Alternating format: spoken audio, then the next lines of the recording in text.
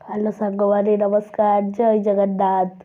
मु वर्षा मो mini blog को आपण मानक स्वागत आज घरे बनूँ माछ तरकारी तो चलते देखा माछ तरकारी रेसिपी सर्वप्रथम तेल गरम करी टे जीरा देते देन से पिज आउ पिज को टे भल भाव जारीदे जारी सारा पर आपण मैंने देदेवे गोटे काश्मीर चिल्ली मसला टे देदेवे काश्मीर चिल्ली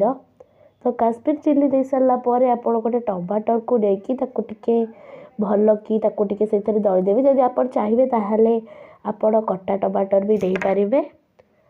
देन से देदेवे बटा मसला तो बटा मसला तो पिज आउ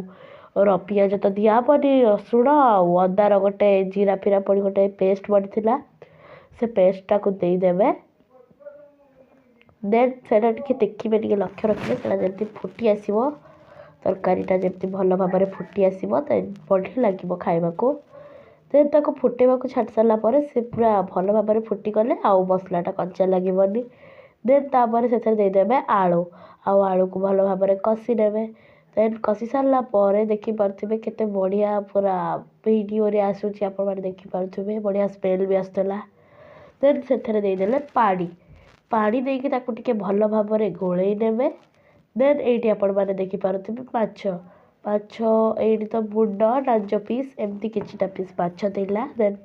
सकाळ भी माछ भजा और पखाल खिया देन तापर ये तरकारी टिके भल कि गोलई दे प्रथमे माछ मुंड तापर ता नांज तापर ता पेटी पीस गुड़ा को दे देथिलु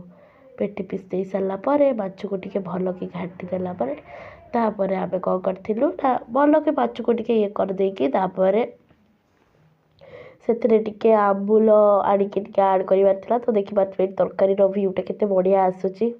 पूरा सुंदर देखा देन आंबुल नहीं आसते आंबुल आड कर देइछंती आंबुल आपड़ चाहिए आड करेंगे जदि न चाहती आपण मैंने आंबला रखा ताले आड करेंगे 2 ରୁ 3 पीस आंबुल आड कले बढ़िया आंबला आंबला तरकारी लगे आउ पूरा टेस्टी लगे जो मैंने खाई शिखी से आड करदे आउ जो मैंने आंबुल खाती से आड करेंगे देन से देदेवे धनिया धनिया दे सारा पर देखिपे केमती देखा जाऊँगी पूरा टेस्टी वाला गोटे भ्यू आसी आपण मैंने देखिपे केते बढ़िया से पूरा भिडियोटी बनई कैप्चर करी देखिपे केते बढ़िया भाव में तरकारीटे बनी जाइए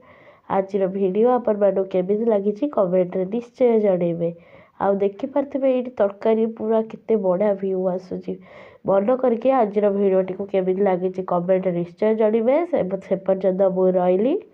आउ नेक्स्ट वीडियो आसी जाके अपेक्षा करेंगे नमस्कार जय जगन्नाथ।